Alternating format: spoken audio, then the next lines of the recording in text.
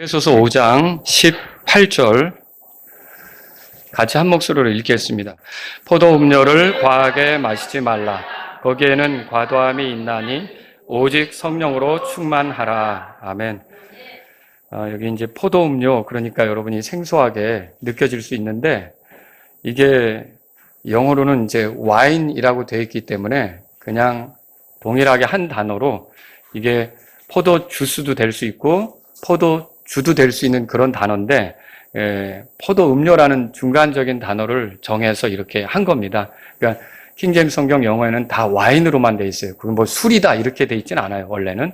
그런데 문맥을 읽다가 여러분이 이게 부정적이라고 느껴지면 이제 그거는 하나님께서 술을 권하시진 않잖아요. 이것은 이제 여러분이 술에 해당한다고 이렇게 보셔야죠. 발효된 음료 이렇게 보시면 좋겠습니다. 자, 거기에는 과도함이 있나니 뭐라고 돼 있죠? 오직 성령으로 충만하라. 제가 오늘 성령으로 충만하라 이런 제목으로 말씀을 드릴게요. 고린도전서 2장을 보면서 먼저 말씀을 좀 시작하려고 합니다. 잠깐 펴보시겠습니까?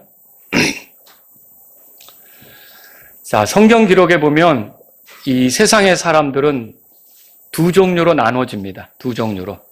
이제 이 구절들을 읽을 때 어떤 종류로 나눠지는지 여러분이 찾으시면 좋겠습니다. 자, 두 종류.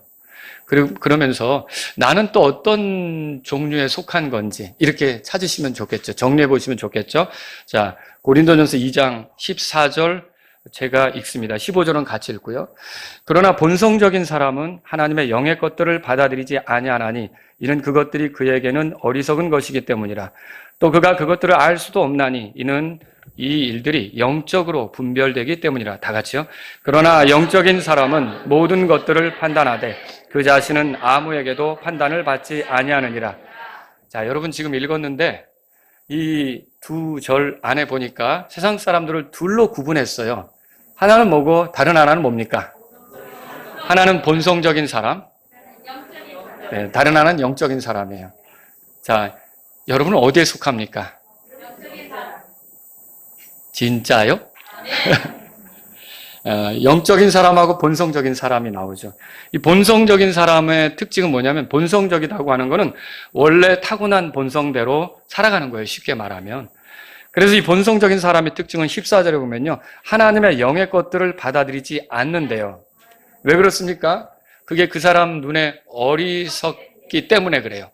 여기 어리석기 때문이라는 말은 어리석어 보인다는 소리죠.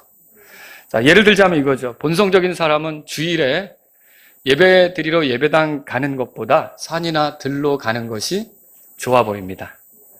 본성적인 사람은 또 하나님께 감사를 표현하고 드리는 것보다 나를 내세우고 나를 자랑하고 내 것을 더 챙기는 것을 좋게 생각합니다.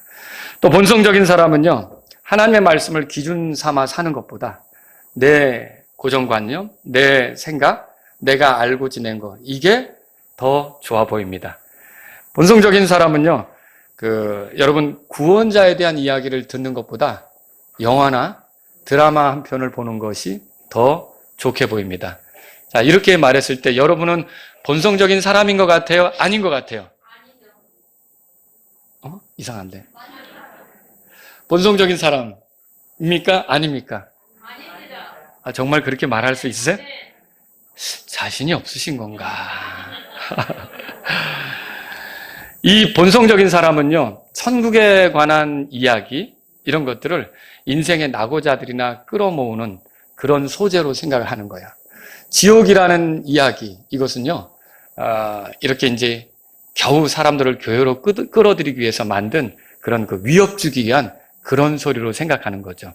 자, 이게 본성적인 사람이에요. 여러분, 본성적인 사람입니까? 아니죠. 그러면 여러분이 하나님에게 속한 것들, 하나님의 영의 것들을 받아들이는 것을 기뻐하십니까? 받아들이냐는 거죠. 14절에 보면 그런 말이 있어요. 또 하나님의 것들을 알 수도 없다 그렇게 써 있어요. 자, 이게 본성적인 사람이에요. 본성적인 사람은 하나님의 것들을 알 수가 없어요. 하나님이 어떤 분인지, 구원의 방법이 뭔지, 그리고 또 사람이 죽은 뒤에 어떻게 되는 것인지, 하나님께서 사람을 위해 준비하신 게 뭔지, 이런 모든 것들을 잘 알 수가 없습니다. 그럼 반대로 영적인 사람은 어떨까요? 잘 알겠죠. 여러분, 아이들도 깨닫는 구원의 복음을 대학교 교수, 박사 학위를 가진 사람이 못 깨닫는 경우가 있습니다. 왜요? 본성적인 사람이기 때문에.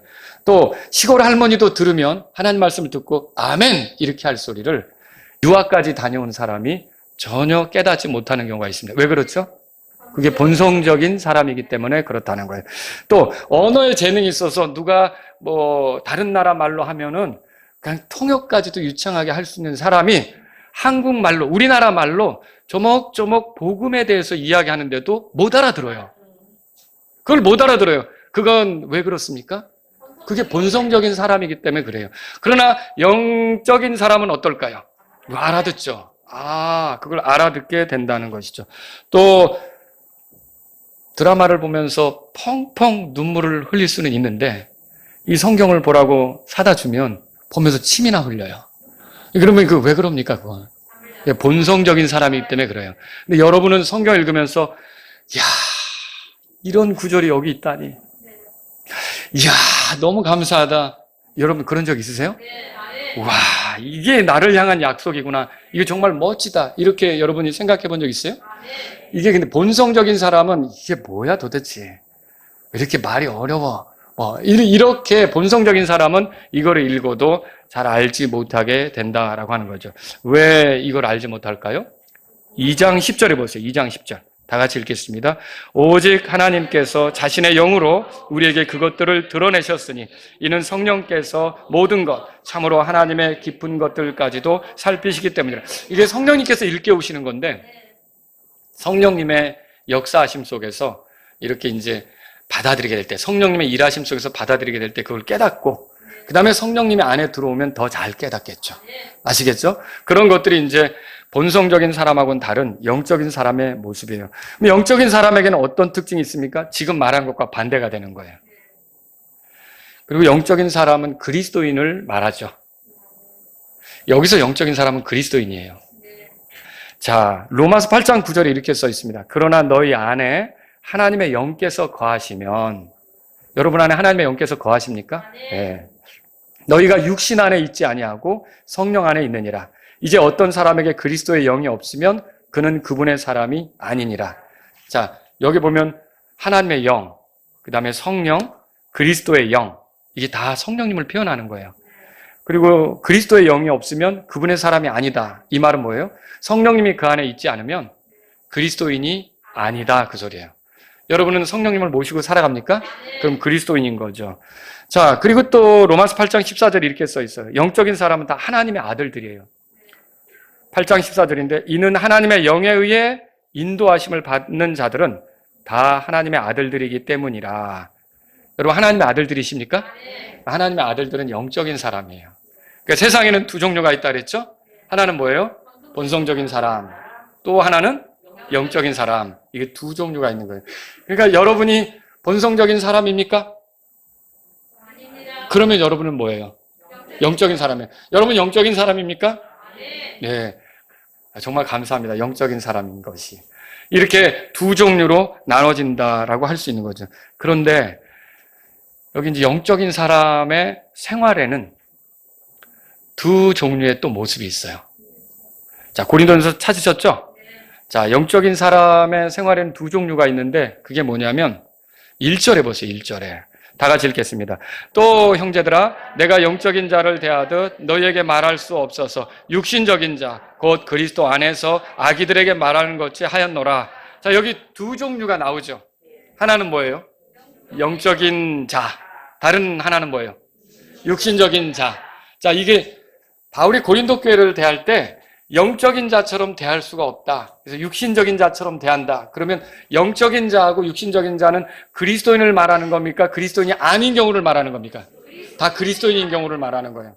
그리스도인이지만 영적인 자가 있고 육신적인 자가 있다는 거죠. 여기서 이제 주의해야 될 게 이거예요. 처음에 예수님을 믿으면 육신적인 자가 됐다가 영적인 자가 되는 게 아니에요. 처음에 예수님을 믿으면 육신적인 자가 됐다가 나중에 시간이 흘러서 영적인 자가 되는 게 아니라 예수님을 믿으면 그 사람은 영적인 자가 되는 거예요.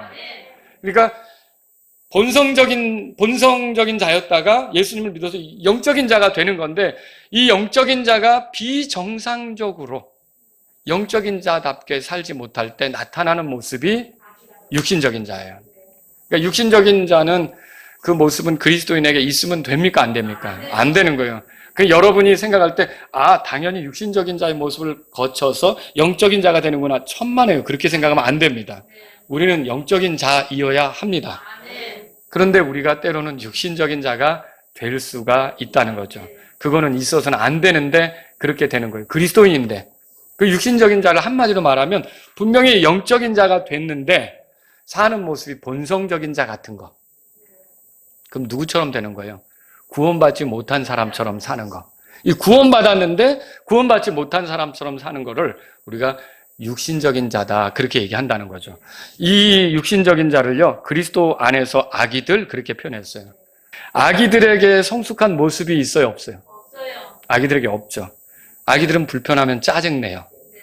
아기들은 다른 이들을 섬기거나 배려할 줄 몰라요.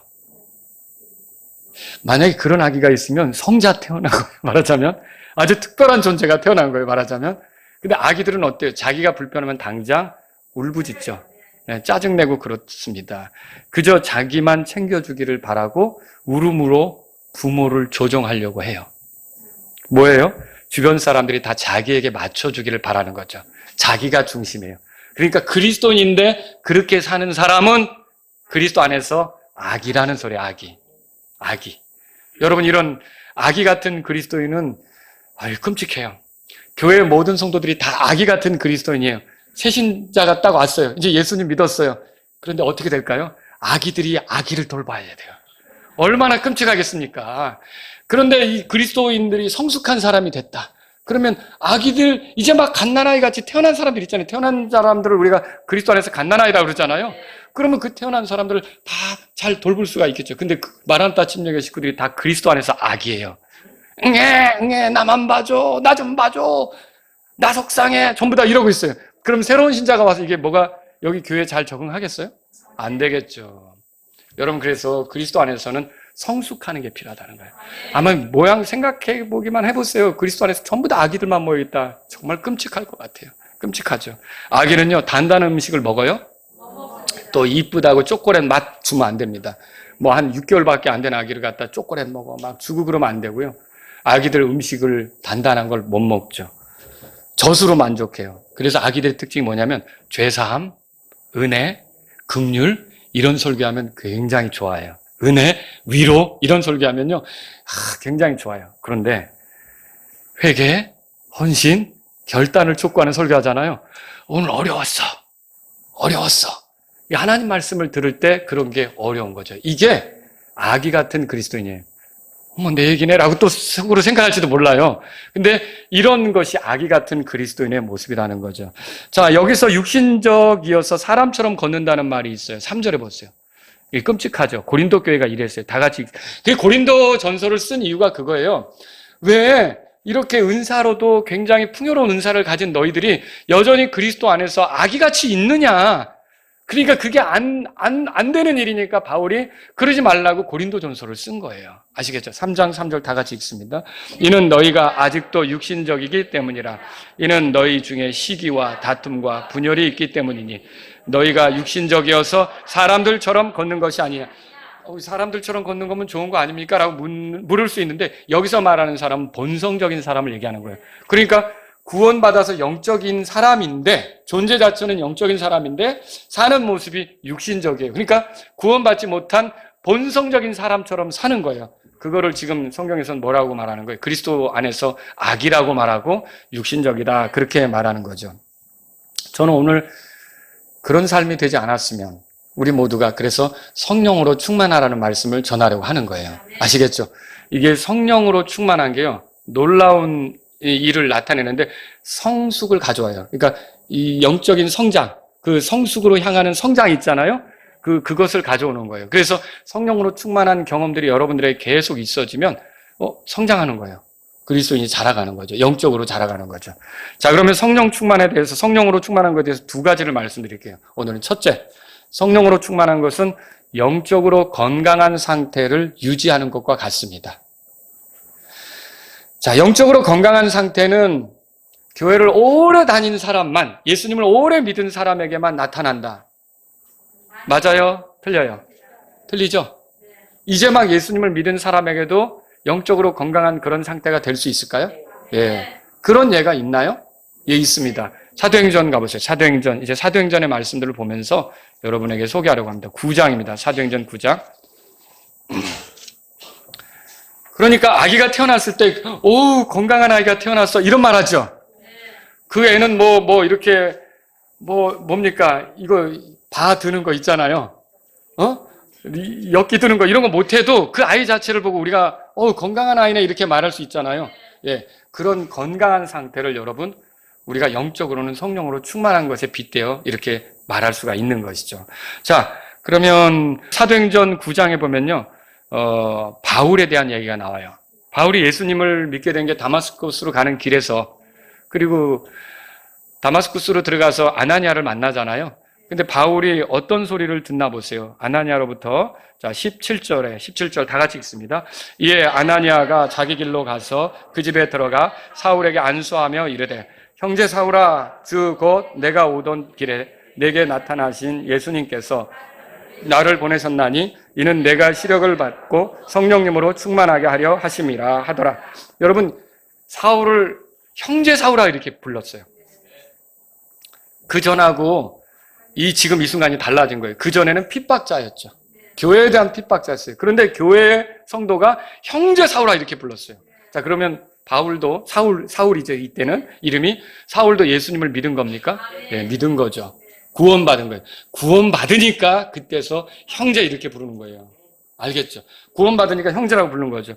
그런데 이렇게 구원받은 사울에게 아나니아가 기도하면서 거기 성령님으로 충만하게 하려 하심이라 그렇게 돼 있죠? 그러니까 어떻게 보면 사울은 구원받으면서 곧바로 성령으로 충만하게 된 케이스라는 거죠. 이렇게 성령으로 충만하니까 어떻게 될까요? 그가 가만히 있지 못하고요. 여기 보세요. 20절에 바로 밑에 뭐라고 써 있습니까? 읽겠습니다. 그리고 곧바로 그가 회당들에서 그리스도를 선포하되 그분이 하나님의 아들이심을 선포하더라. 그러니까 이게 우리는 전도는 교회 오래 다닌 사람, 신앙생활 오래 한 사람만의 몫이라고 생각하는데 예수님을 믿자마자 전하러 가는 거예요. 자, 이게 어떻게 나타나는 거예요? 성령님으로 충만하니까 이렇게 나타난다라고 하는 거죠. 그러면 연륜이 깊은 사람은 이제 성령으로 충만할 수 없는가? 오래 신앙생활하는 사람은 성령으로 충만할 수 없는가? 그 사람도 성령으로 충만할 수 있어요. 그 예를 사도행전 11장에서 봐요. 한번 넘겨보세요. 바나바라고 들어보셨죠? 바나바는 사도행전 4장에서 자기 땅을 팔아가지고 교회에게 주어 가난한 자들을 구제하게 했기 때문에 바나바라는 이름을 얻은 거예요. 레위 이제 그 사람이고요. 그런데 이제 이런 이름을 얻은 거죠. 자, 이런 이름을 얻었는데 이 바나바라는 뜻이 위로의 아들 그런 뜻이잖아요. 그렇죠? 자, 그런데 이 바나바가 그때로부터 지금 한참 지나갔어요. 지나갔는데 이 사울을 영적으로 어떻게 보면 이끌어주는 역할을 하는 게 바나바라고 할 수 있어요. 바나바가 예루살렘에 올라가서 먼저 믿은 사람들과 교제할 수 있도록 사울을 데리고 가서 소개시켜주기도 하고 그런 거죠. 그러니까 이 바나바가 어떻게 보면 사울보다 먼저 믿은 사람으로서 이렇게 오랫동안 신앙생활을 한 사람이죠. 그런데 여기 보세요. 24절에 다 같이 읽겠습니다. 24절. 이는 그가 선한 사람이요 성령님과 믿음이 충만하였기 때문이라. 이에 많은 사람들이 주께 더해졌더라. 여기 그가 그랬는데 그가 바나바를 얘기하는 거예요. 문맥적으로 보면요. 바나바는 성령님과 믿음으로 충만했다 이렇게 돼 있어요. 자, 그럼 여러분 한번 고개를 들어보세요. 나는 예수님 믿은 이후로 성령으로 충만한 것을 경험해 봤습니다. 손 들어보세요. 네, 손 내리시고요. 네. 지금도 이건 안 물어볼게요. 네. 그런데 여러분 보세요. 성령으로 충만한 경험이 있으시죠? 이게 우리의 삶에 예수님 믿은 지 얼마 안 돼가지고 막 뜨겁게 나타날 수 있어요. 그리고요, 그때는 그러지 않았는데 어느 시절 가가지고 갑자기 말씀을 들으면서 뜨겁게 나타났어요. 아니, 지금 여러분 가운데 어떤 분은 제가 물어보진 않았지만 물어보시지 목사님 그랬을 수도 있어요. 말은 뭐냐면 지금이 성령으로 충만한 그런 상태일 수 있다는 거죠. 근데 혹시 아니라면요, 보세요. 예수님 믿은 지 얼마 안 된 사람, 오래 믿은 사람도 성령으로 충만하다면 여러분도 성령으로 충만할 수 있다는 소망을 가져야 돼요. 이 성령으로 충만하며 살아갈 수 있다는 그런 기대를 가져야 된다는 거죠. 자, 이렇게 영적으로 건강한 상태를 제가 성령으로 충만하다 그랬는데, 그러면 성령으로 충만한 거, 영적으로 건강한 상태, 요거는 반복이 될까요? 반복이 되죠. 반복이 되는 거예요. 물론 한 사람의 생애도 보면 몸이 좀 아프고 힘들고 그랬다가 그냥 최적의 컨디션을 유지하면서 좋은 상태로 갈 수도 있잖아요. 이게 영적으로 건강한 사람하고 그렇지 못한 사람의 차이가 있어요. 영적으로 건강하지 못하면 육체적으로도 생각해 보세요. 허리도 아프고 막 이렇게 여기 막 지금 계속 물리치료 받으러 다니고 그러는데, 형제님 지금 저 벽돌 좀 날라야 되는데 같이 좀 하시죠. 할 수 있어요? 그거 엄청 부담되죠. 엄청 부담되는 거죠. 그죠? 그러면 그게 그 일을 하다가 얹힐 수 있어요. 내 사정도 모르고 나를 이렇게 일을 시키다니. 그럴 수 있죠. 영적으로 건강한 것과 영적으로 건강하지 못한 것도 마찬가지. 영적으로 건강하면요, 어떤 일을 하든지 잘 소화해내요. 성령으로 충만한 사람은 무슨 일을 맡기든지 잘 그걸 감당해낸다는 거예요. 근데 성령으로 충만하지 않은 사람은 걸려 넘어질 때가 있어요. 실족할 때가 있어요. 힘들 때가 있어요. 여러분 그런 경우 있으세요? 그때 내가 그랬는데 혹시 떠오르세요? 하나님의 일을 하는데 처음에 아주 즐겁게 그 일을 했어요. 그런데 실족했어요. 그래서 더 하기가 싫어졌어요. 어떻게 보면 성령으로 충만한 가운데 일한 게 아니라 이게 영적으로 좋지 않은 상태에서 일하다가 그런 문제가 벌어졌다는 거죠. 성령으로 충만한 상태에서는요, 모든 걸 다 잘 감당해낼 수가 있어요. 그러니 성령으로 충만한 게 얼마나 좋아요. 여러분 성령으로 충만하기를 원하십니까? 예, 이건 반복적으로 나타날 수 있어요. 자, 사도행전 보셨으니까 사도행전 4장으로 가보세요. 오순절에 초대교회가 성령으로 충만하게 됐나요? 그렇죠. 성령으로 충만하니까 막 다른 지역의 언어로도 막 말을 하고 놀라운 일이 벌어졌죠. 제가 방언이라고 말할 때는 여러분, 그게 알아듣지 못하는 소리는 성경이 말하는 방언이 아닙니다. 어느 지역의 언어여야 합니다. 그런 일들도 사도행전 2장에 보면 나타났던 거예요. 그런데 사도행전 2장의 초대교회가 그랬는데 4장으로 가면, 4장으로 베드로가 이제 풀려나가지고 교회 성도들하고 같이 있으면서 얘기를 합니다. 어떤 일이 있었는지 얘기를 하는데, 사도행전 4장 31절에 그러면서 그들이 같이 기도를 하죠. 같이 모여서 기도를 해요. 31절 다 같이 읽습니다. 그들이 기도하기를 마칠 때에 함께 모인 곳이 흔들리더니 그들 모두가 성령님으로 충만하여 담대히 하나님의 말씀을 말하더라. 이게 초대교회는 처음에 오순절 때 성령으로 충만했거든요. 그런데 시간이 지나서 이때 베드로가 종교 지도자들에게 붙잡혔다가 풀려나서 그 사정을 얘기하자 우리 같이 기도하자라고 다 같이 뜨겁게 기도하는데, 그 기도 속에서 모두가 초대교회 성도들이 다 같이 성령으로 충만하게 되는 일이 벌어진 거예요. 그래서 복음 전하는데 두려워하지 않고 움직이게 됐던 거죠. 그러니까 성령으로 충만한 건 반복적으로 나타난다. 나 저번에 한번 받았으니까 이제 끝났어, 이렇게 하면 안 돼요. 성령으로 충만한 것은요, 계속. 그런데 이런 성령으로 충만함으로 여러분이 성장하게 되는 거예요. 더 그리스도 안에서 자라가는 일이 생기게 되는 거죠. 또 베드로의 경우는 어떨까요? 사도행전 2장의 오순절날 베드로가 성령으로 충만했습니까?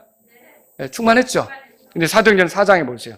거기 이제 그 뒤에 베드로가 복음을 전하는데, 자, 8절에 보세요. 8절 다 같이 읽겠습니다. 그때 베드로가 성령님으로 충만하여 그들에게 이르되 너희 백성의 치리자들과 이스라엘의 장로들아 하면서 하늘 아래 구원 얻을 만한 다른 이름을 우리에게 주시지 않았다라고 그 얘기를 여기서 하는 거예요. 그러니까 베드로가 성령으로 오순절에 충만했는데 또 얼마 지나서 어때요? 또 역시 성령으로 충만하게 나오죠. 성령으로 충만한 거는 여러분 한 번 경험으로 만족하지 마시고 계속 충만할 수 있다고 생각하셔야 돼요. 반복적으로 충만할 수 있다고 생각하셔야 된다는 거죠. 사도 바울도 아까 사도행전 9장 17절에 보니까 회심할 때, 처음 구원받을 때 성령으로 충만했죠. 사도 바울도 보죠. 사도행전 13장 가보세요. 13장. 자, 요 13장에서는 다소에서 바나바와 이미 충분히 사역을 한 뒤에 선교사로 파송이 된 거예요. 소아시아 지역으로 가게 된 거죠. 그런데 여기에 보면 9절에 보세요. 9절에 그렇게 다니면서 어떻게 하는가? 다 같이 읽습니다. 그러자 바울이라고도 불리는 사울이 성령님으로 충만하여 그를 주시하고, 이 영적 활동을 하는 데 있어서 성령으로 충만했던 거예요. 그럼 이게 뭘 얘기하는 거예요? 베드로도 그랬고 바울도 그랬고 초대교회도 그랬고 성령으로 충만한 게 한 번으로 끝난 게 아니라 반복적으로 나타났다는 거죠. 저에게도 그랬는데요. 있으세요 혹시? 나도 딱 한 번이 아니라 내 생에 이렇게 구원받은 이후로 보니까 몇 번에 걸쳐 성령으로 충만한 시절이 있었습니다. 한번 손 들어보세요. 그런 분들. 몇 번에 있었다. 이게 정상이라는 거죠. 한 번만이 아니라 몇 번에 그렇게 나타날 수가 있다는 거죠. 자, 이 성령으로 충만한 거는 영적으로 건강한 상태인데 이게 급진적인 영적 성장을 가져오는 시기입니다. 어떤 일이 벌어지냐? 인격이 좀 다듬어져요. 성령의 열매라고 알려진 거 있죠. 사랑과 기쁨과 쭉 있잖아요. 9가지. 이런 열매들이 나와요. 왜냐하면 성령으로 충만한 건 다른 게 아니라 영적으로 건강한 거기도 하지만 뒤집어 말한다면 또 이런 것도 있어요. 성령님께서 그 사람을 완전히 사로잡으시는 거예요. 지배하시는 거예요. 그분이 원하는 대로 그 사람을 움직이시는 시기죠. 그러니까 이런 거가 되면 성령님이 원하는 성품이 나오죠. 그래서 성품적으로 변화돼요. 성령으로 충만한 사람은 쉽게 혈기를 내지 않겠죠? 이렇게 이기적으로 나오는 혈기 같은 거. 성령으로 충만한 사람은 다른 사람에 대한 배려도 달라지겠죠. 성령으로 충만한 것은 이렇게 성품적인 변화가 오죠. 누구를 닮는 거예요, 결국은? 예수 그리스도를 닮는 거죠. 성령님의 성품이 나타나서 예수 그리스도를 닮는 거죠. 또 사역에도 하나님의 권능이 함께 하셔요. 이게 성령님 자체가 권능이세요. 그런데 그분이 함께 하시니까 능력 있는 일들이 나타나는 거죠. 그 사람이 좀 피곤하고 지치고 힘들어 보이지만 그 사람이 하는 일들이 열매가 나타나기 시작하는 거예요. 어떤 일들이 벌어지는 거죠. 여러분 이런 것들은 성령님으로 충만할 때 나타나는 일이다. 그렇게 정리하셔야 되겠어요. 자, 이런 급진적인 영적 성장이 성령으로 충만한 사람에게 나타나는데 자, 이거 이제 대답해 보세요. 그래서 성령으로 충만한 거는 어떤 경지에 이른 것이다. 그래서 더 성장할 필요가 없는 그런 경지에 이른 것이다.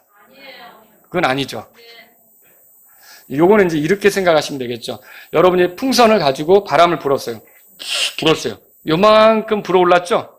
그것도 충만한 거예요. 더 불죠? 더 불어나죠? 그것도 충만한 거예요. 더 불죠? 그럼 더 불죠?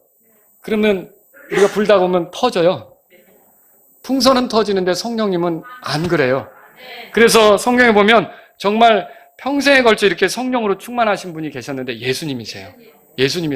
그러니까 여러분들은 이렇게 성령으로 충만한 그런 경험 이런 거 있다가 좀 약화됐다고 이렇게 생각될 때는 다시 그걸 사모하시고 성령님께 자신을 맡기시고 그리고 이제 성령으로 충만해지기를 사모하시고 그런 경험들을 여러분이 하실 수 있기를 바랍니다. 이거는요, 어려운 거는 아닌 거예요. 막 육신적으로 생각이 되고 또 세상적으로 자꾸 유혹받고 이런 순간이 있겠죠. 근데 딱 그 순간에 여러분들이 나는 주님을 따르겠습니다. 하나님을 따르겠습니다. 하나님 말씀대로 걷겠습니다. 그게 성령님이 원하는 거거든요. 그렇게 할 때 여러분이 성령의 충만을 경험할 수가 있게 되는 거예요. 다른 것이 아니라 그러니까 어떤 분들은 그래요. 성령 충만을 위해서 기다리면 성령이 충만하게 된다. 그럴 필요 없어요. 그냥 지금 내가 하나님의 말씀을 따릅니다. 내가 하나님과 동행하겠습니다. 내가 주님께 순종하겠습니다. 여러분이 그 순간이 이제 성령님으로 성령님이 자유롭게 여러분을 지배할 수 있는 순간이 되는 거니까 그렇게 될 수 있다는 것이죠. 자, 성령으로 충만한 것은 성숙함으로 이끌지만 그 자체가 더 이상 성장할 필요가 없는 어떤 단계에 이르게 하는 건 아니에요. 성령으로 충만해서 급진적인 성장이 나타나는 건 맞지만 이 성장은 그리스도에게 이르기까지 계속 가야 되는 건데 우리 중에 누가 완전히 나는 그리스도와 동일하게 되었다라고 말할 수 있는 사람은 아무도 없잖아요. 계속 성장해 가는 거죠. 근데 이런 성장을 더 경험하려면 여러분이 성령으로 충만한 그런 순간들을 가져야 된다라고 하는 거예요. 자, 급격한 성장을 한 그리스도인도 있고 또 오랜 시간 꾸준히 말씀을 듣고 기도하며 순종하는 훈련을 통해 좀 더딘 것 같지만 완만하게 해서 영적으로 성장한 사람도 있겠죠. 자, 급격한 성장을 한 그런 성도가 좀 이렇게 오랫동안 이렇게 꾸준히 훈련한 사람보다 한순간은 그렇게 예수님의 성품도 드러내고 이렇게는 했지만 그렇지 않은 모습을 드러낼 때도 나오는 거예요. 그건 뭐냐면 계속 성장해 가야 된다는 거를 보여주는 증거라는 거죠. 아시겠죠? 영적으로 건강한 상태는 오랫동안 유지될 수가 있습니까? 짧게 경험하신 분은 아니요 이렇게 하실 수 있어요. 근데 오랫동안 경험하시면 네 그렇게 경험하실 수도 있어요. 정말 저에게도 그런 경험이 있어요. 여러분에게도 있을 거예요. 굉장히 오랫동안 마음의 평안과 누구든 만나면 복음을 전하고 싶고, 그리고 누가 무슨 말을 해도 그게 크게 그것 때문에 내가 흔들리지 않는 거예요. 그리고 오히려 그 말씀만 자꾸 생각하는 거예요. 모든 일에 감사하라. 모든 일에 감사하라. 항상 기뻐하라. 항상 기뻐하라. 또 어려운 일에 닥치면 제가 처절하고 불안한 게 아니라 쉬지 말고 기도하라 그랬지. 주님. 이런 시절들이 있다는 거죠. 여러분, 이런 것들이 길게 갈 수가 있고요. 어느 때는 짧게 갔지만 또 오는 경우도 있다는 것이죠. 여러분, 스데반이라고 아시죠? 사도행전 6장에 가보세요. 사도행전 6장. 사도행전 6장 보세요. 예루살렘 교회에서 7명의 사람을 사도들을 돕기 위해서 세우게 됐죠. 스데반도 거기에 포함됐습니다. 그런데 3절에 보시면 3절 우리 읽겠습니다. 그런즉 형제들아 너희는 너희 가운데서 정직하다는 평판이 있고 성령님과 지혜로 충만한 7사람을 찾아낼지니 우리가 그들에게 이 일들을 지정하여 맡기려 하노라 그랬어요. 그 성령님으로 충만한 사람을 찾아내라는 거예요. 근데 그 중에 하나가 5절에 보니까 스데반도 있어요. 자, 그런데 이 스데반은 이렇게 해서 예루살렘 교회에서 일을 하게 됐는데, 이 사람이 이것만은 아니라 성령으로 충만한 사람은 자꾸 전도하고 싶어져요. 여러분이 성령으로 충만할 때 이게 전도하는 게 이게 힘든 일이 아니라 그걸 막 하고 싶어지죠. 그렇죠? 그러니까 스데반도 전도를 한 거예요. 그래서 7장에 가보면 스데반이 복음 전하는 게 나오는데, 안타깝게도 우리 생각에는 안타깝지만 하나님 편에서는 굉장히 보상 줄 거죠. 스데반이 죽죠. 순교하게 되는 거예요. 돌 맞아서 죽잖아요. 자, 그때의 모습이 어땠나 보세요. 마지막 모습이. 자, 한번 보세요. 사도행전 7장 55절입니다. 돌 맞을 때 상황이에요. 다 같이 읽습니다. 그러나 그가 성령님으로 충만하여 똑바로 하늘을 우러러 보더니 하나님의 영광과 예수님께서 하나님의 오른편에 서 계심을 보고, 자, 스데반은 죽는 순간에 어땠던 거예요? 성령으로 충만했던 거죠.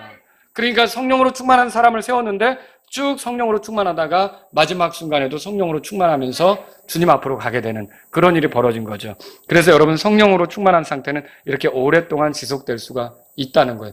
여러분이 영적으로 건강한지를 돌아보세요. 내가 성령으로 충만한 사람은 영적으로 건강합니다. 아시겠죠? 두 번째로 드리고 싶은 말씀 있어요. 그런데 성령으로 충만한 거는 그냥 되지 않습니다. 물론 제가 성경을 보니까 그냥 되는 경우도 있더라고요. 예를 들어서 부살레엘이라고 들어보셨죠? 성막을 짓는데 동원된 사람이죠. 근데 그 사람을 하나님이 쓰시려고 할 때 성령으로 충만케 하셨어요. 그래서 그 일을 효과적으로 하게 하시죠. 이렇게 하나님이 자신의 일을 누군가에게 맡기면서 효과적으로 하게 하실 때 그 사람의 의지와 상관없이 성령으로 충만하게 하는 경우가 있어요. 침례자 요한. 침례자 요한은 어디서부터 성령으로 충만케 됐어요? 엄마 뱃속에서부터. 그러면 침례자 요한이 그때 원했냐고요? 성령으로 충만한 것을. 아니죠. 하나님께서 자신의 주권으로 그렇게 하시는 경우가 있다는 거예요. 그런데 오늘날 우리에게 성령으로 충만하라는 건 우리에게 어떤 조건이 필요하다는 거예요. 그래서 그런 그 성령으로 충만함을 우리가 누리면서 살아가라고 명령하는 거죠. 그러면 이게 명령이라면 여러분, 우리 편에서 볼 때는 그냥 그분이 주시는 거 아니라 그분이 주시는 건 그분의 주권적인 뜻에 의해서 주시는 건 맞지만 우리가 이걸 받기 위해서는 우리에게 어느 정도 준비가 필요하다라고 하는 거죠. 그러면 여러분, 성령으로 충만하기 위해서는 어떤 준비가 필요할까요? 몇 가지를 소개해 드릴게요. 여러분이 이거를 원했는지 보세요. 지난 한 주간을 보내면서 원했는지 보세요. 나는 정말 성령님으로 충만하기를 원했습니다. 원했습니까? 이걸 원하지 않고 살아가는 사람도 있어요. 그냥 살아가는 사람은 이걸 경험하기가 어려운 거예요. 그러나 성령님으로 충만하기를 원한다. 이게 여러분에게 일어날 수 있는 일이라는 것이죠. 그 뭐가 있어야 돼요? 첫 번째, 소원이 있어야 돼요. 소원이 있어야 돼요. 예를 들면 38년 된 병약자를 예수님이 찾아가셔서 온전케 해주실 때 요한복음 5장에 써있죠? 이렇게 했어요. 내가 온전하게 되고자 하느냐라고 물어요. 그거야 당연하죠. 거기서 온전하게 되고자 하지만 나보다 먼저 물에 들어가는 사람이 있으니까 그러지도 못하고 나를 데려다 주는 사람도 없으니까 그러지도 못하고 근데 어디 가자니 소망도 없고. 그러니까 그 사람이 거기 있는 거 아니에요. 근데 그 사람 마음에는 떠나지도 못하는 거예요. 그 자리를 온전하고자 하는 마음이 있으니까. 그런데 예수님께서 가서 네가 온전하게 되고자 하느냐라고 물었죠. 이거 왜 묻는 거예요? 다 알면서. 그 사람의 원함을 듣기를 원하시는 거예요. 그 사람의 원함을 듣기를 원하시는 거예요. 누가복음 18장 41절에 보면 여리고성의 눈먼 사람, 여러분이 바디메오라고 알고 있는 그 사람, 이 사람을 만났을 때 내가 내게 무엇을 해주기 원하느냐? 예수님 묻죠. 몰라서 물어요? 아시죠? 근데 그때 그 사람이 뭐라고 대답하죠? 내가 보기를 원합니다. 예, 내가 시력 회복하기를 원한다고 그러잖아요. 보기를 원한다는 얘기를 하는 거예요. 그 원함에 대해서 들으시면서 주님이 일하시는 거죠. 10명의 나병 환자들이 와서 그분을 향해 예수님이여 선생님이여 우리에게 긍휼을 베푸소서라고 하는 걸 들었어요. 그리고 온전케 해주셨는데 그들이 와서 갈망하는 걸 듣고 해결해 주신다는 거죠. 주님이 일하시는 방식이 그래요. 원하지 않는다? 여러분 이게 마라나타 침례교회가 좋은 교회를 이루기를 소원하십니까? 원함이 있어야죠. 나를 통해서 1년을 보내는 동안 한 사람이라도 구원받는 사람이 있으면 좋겠다. 원함이 있습니까? 원함이 없으면 안 일어나는 거예요. 그런데 새해 1월 1일이 됐을 때 그래 2023년 됐으니까 올 한 해 한 사람이라도 나를 통해 구원받는 사람이 생기면 좋겠다. 원함이 있으시냐는 거죠. 만약 원함도 없이 살았다면 오늘 여러분은 하나님 앞에서 하나님이 기뻐하실 만한 원함을 가지시기 바랍니다. 갖고자 해도 갖지 못하는 것은 구하지 않기 때문이에요. 이 구하는 것은 원함이 있어야 구하는 거잖아요. 그죠? 예, 우리가 성경을 통해서 발견할 수 있는 거죠. 누가복음 11장에 이렇게 써 있어요. 구하라 그리하면 너에게 주실 것이요. 이게 진리입니다.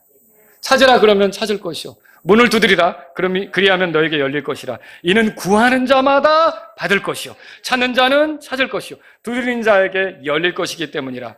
이게 다 뭘 얘기하는 거냐면 소원이 있느냐, 소원을 품고 사느냐. 여러분은 성령님으로 충만하게 되는 소원이 있으십니까? 만약 없었다면 오늘 가지세요. 아, 성령님으로 충만하게 되는 소원이 내게 없었구나. 아, 누군가를 주님께로 인도하려고 하는 소원이 내게 없었구나. 아, 내가 교회 경배를 통해 하나님을 기쁘게 하고 그 교회 경배를 통해 하나님을 만나려고 하는 그런 항상 소원이 있는가? 그 소원이 있는 사람들은 예배 드리는 것을 가볍게 생각하지 않게 되겠죠. 소원이 있느냐, 소원이 있느냐. 다윗은 주님에 대해서 말하면서 이렇게 말했어요. 주께서 그의 마음의 소원을 들어주셨으며 그의 입술의 요구를 거절하지 아니하셨나이다. 셀라. 시편 21편 2절. 주님이 소원을 들어주시는 분이에요. 그래서 여러분들은 성령으로 충만하기를 갈망하셔야 돼요. 원하셔야 돼요. 주님, 내가 성령으로 충만하기를 원합니다. 그러면 그 사람이 두 번째로 뭐 하냐? 주님과 좋은 관계를 가지려고 하셔야 돼요. 자, 그래서 성령으로 충만하게 되기를 원하는 사람은 기도하셔야 돼요. 기도가 뭡니까? 주님과 좋은 관계 속에 있다는 뜻이에요. 여러분이 기도 생활이 잘 되고 있다면 주님과 좋은 관계 속에 있는 거예요. 근데 기도가 식었다? 주님과의 관계가 지금 식어져 가고 있는 것이 될 수 있는 거죠. 저도 예를 들어 아내랑 얘기가 잘 되면 이것 좀 해주면 좋겠는데요, 여보 하고 얘기를 하면 그게 이제 편하죠. 여러분 어떤 부부가 평상시에 대화 안 나다가 갑자기 뭐 해달라 그러면 좀 되게 준비를 많이 해야 될 수도 있어요. 어렵고 힘들 수도 있단 말이죠. 여러분과 제가 주님하고 그 교제 관계가 좋다는 건 뭐예요? 기도하는 거예요. 기도 생활이 되는 거죠. 그래서 누가복음 11장 13절 이렇게 써 있어요. 들어보세요. 그런즉 너희가 악할지라도 너희 자녀들에게 좋은 선물들을 줄 줄을 알거늘 하물며 너희 하늘 아버지께서는 얼마나 더 자기에게 구하는 자들에게 뭘 주신다 그랬죠? 성령을 주시겠느냐. 성령을 주시겠느냐 그러겠어요. 자기에게 구하는 자들이. 그러니까 왜 그럴까요? 기도 생활은 주님에 대한 신뢰예요. 주님을 의지한다는 거예요. 그 주님을 내가 필요로 한다는 거예요. 그 주님을 늘 가까이 하는 게 기도 생활이죠. 이런 기도 생활을 하는 사람에게는 하나님께서 성령으로 충만하게 할 수밖에 없다는 거죠. 여러분이 성령으로 충만하지 않는 이유는 기도가 식었을 수도 있어요. 기도 생활을 하셔야 돼요. 자, 그래서 주님께 여러분이 기도하려고 하셔야 돼요. 순간순간 기도하세요. 시간 정해놓고 기도하지 못하는 분들은 순간순간 기도하시라고 말씀드리고 싶어요. 이제 바울이 기도를 많이 했겠죠.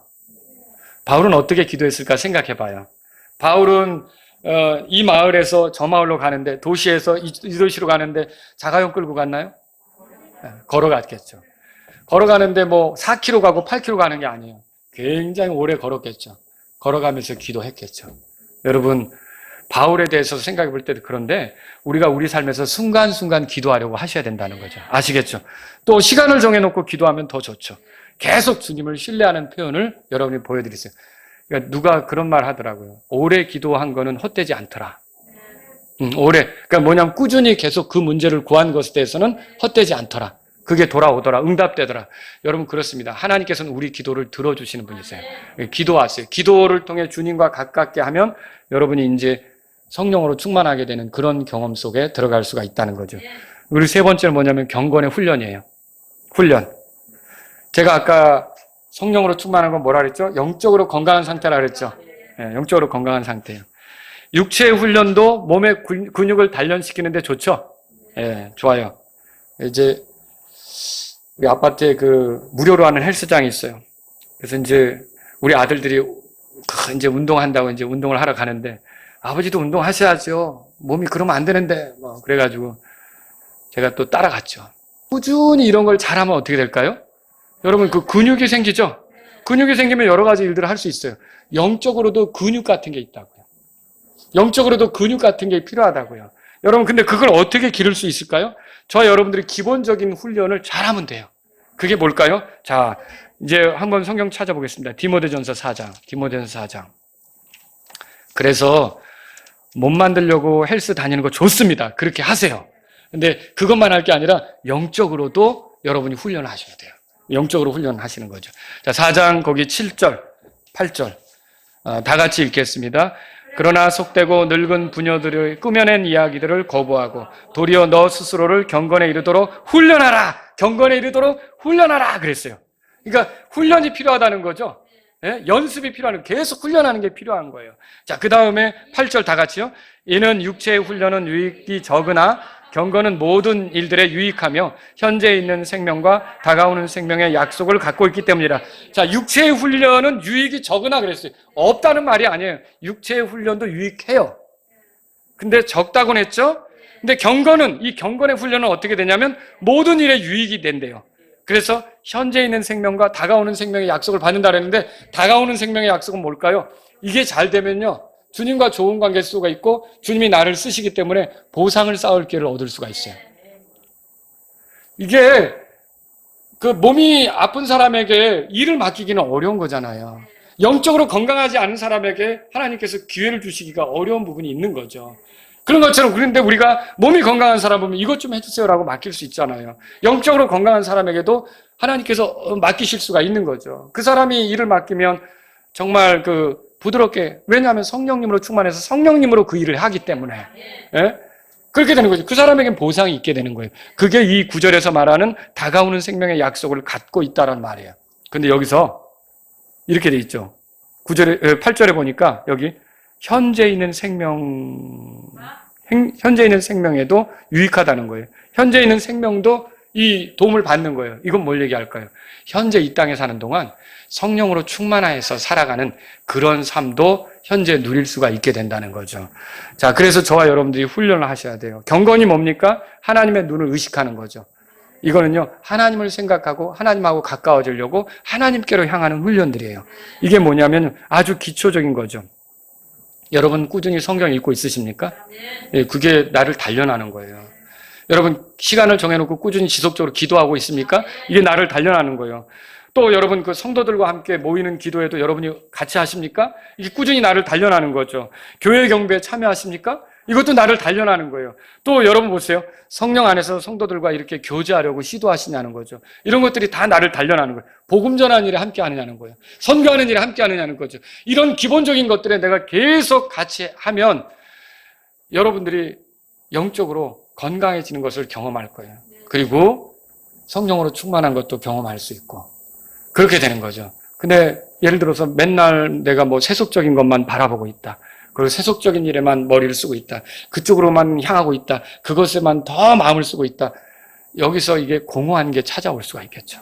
여러분 그렇게 되지 않으려면 우리는 기본적으로 마땅히 주님 안에서 해야 될 것들이 있잖아요. 그것들을 하면 되는 거예요. 마라나타 침례교는 유별난 이벤트가 없는 것 같아. 막 이렇게 생각할 수도 있어요. 저와 여러분들이 추구해야 될 건요. 기본적인 걸 잘 하시면 돼요. 기본적인 경배, 개인 기도 생활, 하나님 말씀을 지속적으로 읽는 거, 말씀을 암송해서 품는 거. 그렇죠? 그리고 또 어때요? 형제 사랑으로 서로 살피고 교제하는 거. 그죠? 그리고 전도하는 데 힘쓰는 거. 복음 전하는 데 힘쓰고 선교하는 데 같이 마음을 쓰는 거. 이런 기본적인 것만 여러분이 잘 해도 그러면서 사회생활을 이렇게 해나갈 때 여러분이 견고한 그리스도인, 건강한 그리스도인이 될 수 있다는 것이죠. 자, 인류 역사 가운데 계속해서 성령으로 충만한 것을 경험하신 분은 누구라 그랬습니까? 예수님이라 그랬죠. 요한복음 3장 34절에 이렇게 써 있어요. 하나님께서 그분에게 성령을 한량없이 주시기 때문이라. 저와 여러분도 늘 성령으로 충만하기를 사모하시고 그것을 위해서 주님을 신뢰하며 주님과 깊이 교제하시고 기본적으로 우리가 해야 될 것들을 해나가실 수 있기를 바랍니다. 그러면 성령으로 충만한 건 지금 당장도 할 수 있는가? 물론입니다. 내가 이 순간 내 생각으로 걷지 않고 주님께 나를 맡기겠습니다. 주님을 의지하겠습니다. 주님께 내 자신을 의탁하며 주님을 신뢰하며 나가겠습니다. 여러분이 주님께 신뢰를 두기 시작하면 그 순간부터 성령이 충만하게 되는 그런 경험을 할 수가 있다는 거죠. 그래서 저와 여러분들이 성령으로 충만해질 수 있기를 바랍니다. 성령으로 충만한 것은 영적으로 건강한 겁니다. 그것은 그리스도인을 급진적으로 성장하게 만듭니다. 그것은 그리스도인에게 반복적으로 나타날 수 있습니다. 그것은 초신자에게도 나타나고 교회 오래 신앙생활한 사람에게도 나타납니다. 그리고 지속적으로 나타나기도 하고 잠깐 나타났다가 또 그래서 여러분이 육신적이 되지 않도록 조심해야 되는 거예요. 성령 안에서 걸으려고 해야 되는 거죠. 자, 그래서 그런데 이게 성령으로 충만한 것이 결코 더는 성장할 필요가 없는 그 단계에 이르는 겁니까? 그건 아니라 그랬죠. 급진적인 성장을 가져오지만 또 계속 성장을 하게 되는 거죠, 우리가. 자, 바울이 에베소 교회를 향해 성령으로 충만하라고 명령하는 것은 왜 그럴까요? 성숙한 삶을 원하기 때문에 그래요. 언제까지나 아기처럼 지내는 건 아니잖아요. 보세요. 내가 그리스도인인데 내 신앙이 아기 같은 거 아닌가? 언제까지나 아기같이 있는 것은 주님이 기뻐하는 게 아니라고요. 그리고요, 단단한 음식을 먹지 못한 채 맨 그 쉬운 것들만 먹으려고 하는 것도 여러분 하나님이 오실 때는 기뻐하시지 않는 거라는 거죠. 헌신하라, 결단하라, 드리라, 용서하라, 다가가라. 어려운 말씀도 우리가 주님 말씀을 듣는 대로 순종하는 게 필요하지 않습니까? 정말 우리가 이런 것들을 원한다면 여러분에게 필요한 것은 성령으로 충만한 거죠. 그래서 이 말을 하는 거예요. 성령으로 충만하라. 자, 성령으로 충만하려면 그걸 원해야 돼요. 오늘 이 말씀을 들으신 여러분 가운데 나도 이제 성령으로 충만하기를 원하겠습니다. 이런 마음이 있으십니까? 네. 그러면 나도 이런 걸 위해서 주님하고 좋은 관계를 갖도록 해야겠습니다. 이런 마음이 있으시냐고요. 그리고 나도 이제 이런 걸 위해서 좀 육체적으로 근육 단련하는 그런 거 있잖아요. 그런 걸 하듯이 영적으로 내가 규칙적으로 해야 될 것들을 내가 규칙적으로 해가면서 건강한 영적 생활을 하겠습니다. 이런 마음이 있느냐는 거죠. 여러분에게 그런 것이 있을 때 정말 이 성령으로 충만한 경험을 하게 되면 또 그 시절이 왔으면 제가 육신적이 될 때 이건 아닌데 그런 마음이 들기도 한다는 거죠. 저와 여러분들이요, 성령으로 충만한 그리스도인들이 되기를 바랍니다. 우리 다 같이 일어서시겠습니다. 오늘 이 말씀을 들으신 여러분 가운데 나는 성령으로 충만한 것에 대해서 기대하지 못하고 살았는데 오늘 이 말씀을 들은 이후로 나도 성령으로 충만한 것을 사모하겠습니다. 소원하겠습니다. 이런 분이 있다면 주님 앞에 나아가십시오. 그리고 내가 성령으로 충만하길 원해서 주님과 좋은 관계 속에 있기를 원합니다. 계속 주님을 신뢰하며 의지한다는 표현으로 기도하는 사람이 되기를 원합니다. 이런 분이 있다면 주님 앞에 나아가십시오. 내가 성령으로 충만하길 원해서 기본적으로 해야 될 것들을 이 경건의 훈련들을 지속적으로 해나가길 원합니다. 내가 몸을 단련하겠다고 헬스장에 다니는데 그거 이상으로 내가 지속적으로 해야 될 영적으로 기본적인 것들을 해나가겠습니다. 이런 분이 있다면 이 시간 주님 앞에 나아가십시오.